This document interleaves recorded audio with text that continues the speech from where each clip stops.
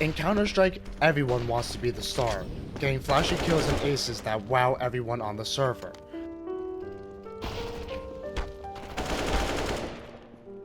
But if you take just a small step back, behind some of the greatest plays in Counter-Strike history, you will see an equally willing teammate or team willing to set up the star every step of the way. Whether that's throwing the perfect flash, flick here, okay. So Cinemat, oh, that's cool. Okay, there's the first one. And he's blind. He's looking for help from his teammate's computer bait. Look how blind he is. Oh my god. cleaning up after the space created by the entry fragger. Shiro deals with Carrigan. Axel traded. No way. twistzz with a double. But twistzz is still a threat out behind the big box. Another on the tally. twistzz is on a mission. 4 out of 5. One more to find. And these 1v1s have been where FaZe thrive. Baits the shot. Nafany's moving in. Or even just throwing a crucial smoke. See the lineups. What is that? Damn, that's so sick, dude. It lands above the heart.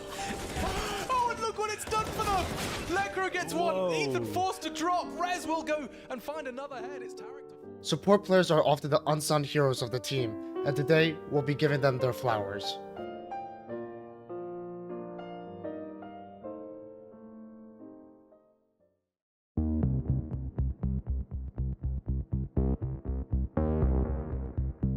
One of the most beautiful aspects of Counter-Strike is that everybody has an equal opportunity.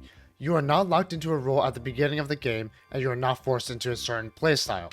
However, in order for a team to function, some people will have to do the dirty work. Someone has to initiate the entry and die, someone has to play anchor on a suboptimal site, and someone has to throw utility for the rest of the team to succeed. Support players rarely get the spotlight, and when they do, it's for their frags rather than their utility. When you think of star support players like FaZe's twistzz, Cloud9's Perfecto, and former Astralis Xyp9x, we often think of their insane aim, ungodly game sense, and clutch potential, but we never give credit for just how well they do their job as support. Undodgeable pop flashes, perfectly timed smokes, and 50 damage HEs are the expectation rather than the exception. The concept of support players is simple. Set up your team with utility, trade out your teammates, and post up in crucial spots where the enemies will most likely appear. Sounds easy, but the complexity all lies in the timing. Is it better to use all of your utility to better your entry's chance of success? Or is it better to save it all until your teammates don't have any utility left? Is it better to space out your utility during a push, or should you join in with your teammates in a rush? These slight nuances make the difference between support players, and having a complete understanding of your team's tempo and playstyle is key to a great support player. Additionally, adaptability and the ability to free hand grenades is crucial to the success of support players. In chess, you can have the best preparation in the world, but eventually it will mean nothing once the game enters uncharted territories and a brand new position is reached. Likewise, it doesn't matter how many lineups a support player knows once the enemies start to rotate, trade, and counter your strategy. Thus, being able to throw nades on the fly with accuracy and precision is key to late round success. So if this all interests you, join me as we learn how to play Counter-Strike's most underrated role.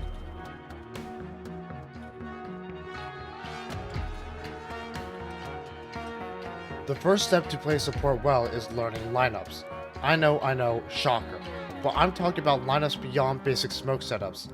Try learning pop flash setups, or HE stacks, or maybe even post-plant smoke lineups. Learning to utilize each nade for every possible situation will give you the foundation needed to be comfortable in late round scenarios.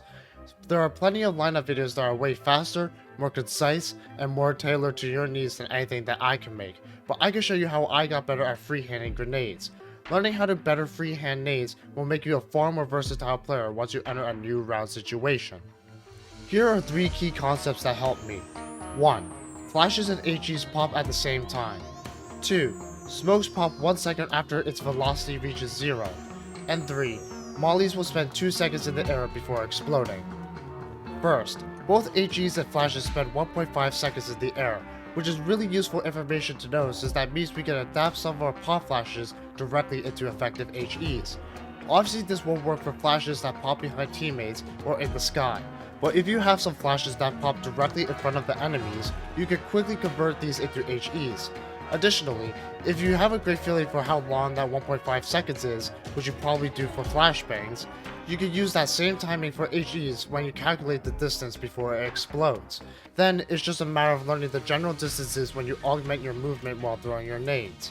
This includes not only standing, running, and walking, but also running backwards. Running backwards while throwing a nade makes it get tossed higher, which is useful for quickly throwing sky flashes without moving your crosshair too much. Hop into a practice server, get a feeling for the timing and distance, and you'll already be on your way to throwing perfect flashes and HEs consistently, no matter the situation.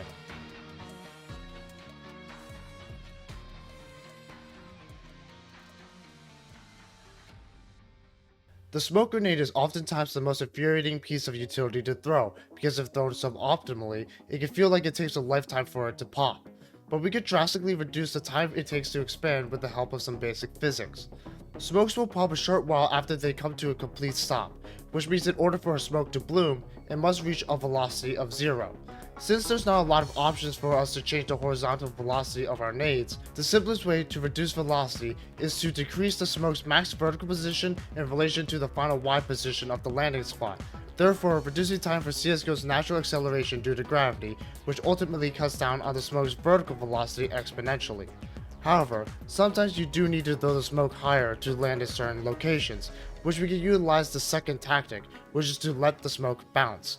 Just like in real life, grenade collisions with walls are not perfectly elastic, meaning that nades will not bounce back perfectly to its origin upon being thrown, meaning velocity is lost. So when you bounce the smoke multiple times, it will lose velocity much faster. So for example, if we throw this one-way smoke on top of Mirage default, we can see it's much faster if we throw it against the box. This also applies to throwing smokes horizontally, such as if you want to freehand throw a jungle smoke. This concept has aided me so many times whenever I had to quickly get into position when I need to smoke myself across, and I'm sure it will help you in the future.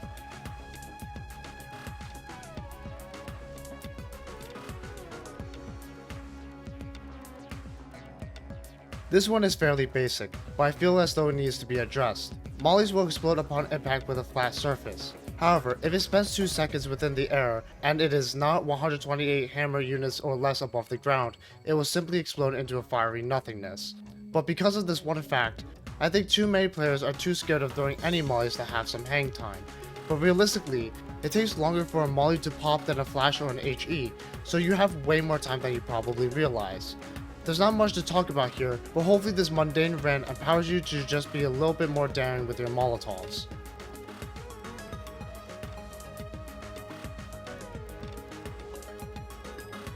One of the most important aspects of playing support well is the ability to instantly switch over to entering, as you will most likely be the second or third one in on a rush when your entry dies.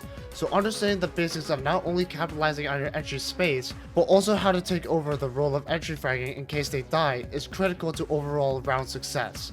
The basics of entry fragging is that you want to clear as many angles as possible and take control of as much of the site as humanly possible to give your teammates room to maneuver and get into position. If you have an entry who is doing their job, half of the work should already be done for you as a support player. The first thing you most likely want to do is to try to trade out your entry to keep the numbers even. Then you should continue on your entry's path to provide as much space as possible with the rest of your team.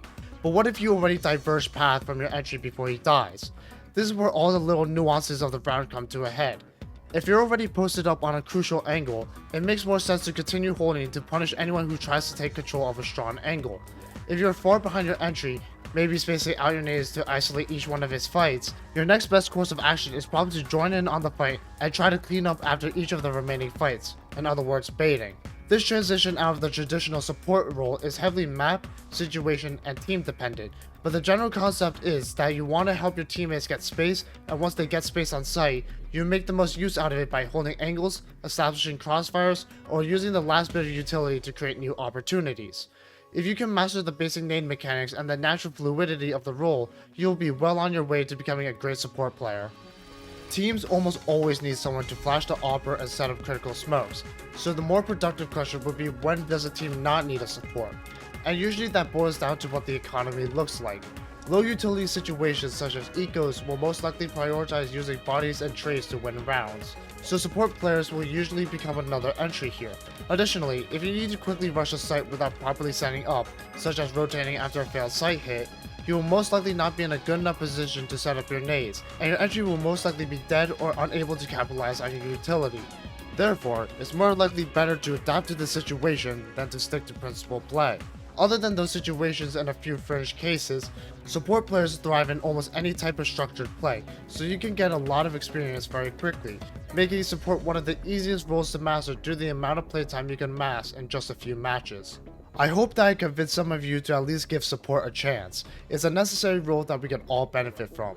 And that's all I have for you guys today. If you enjoyed the video, please like and subscribe. It really helps a channel as small as mine, and I'll see you guys very soon.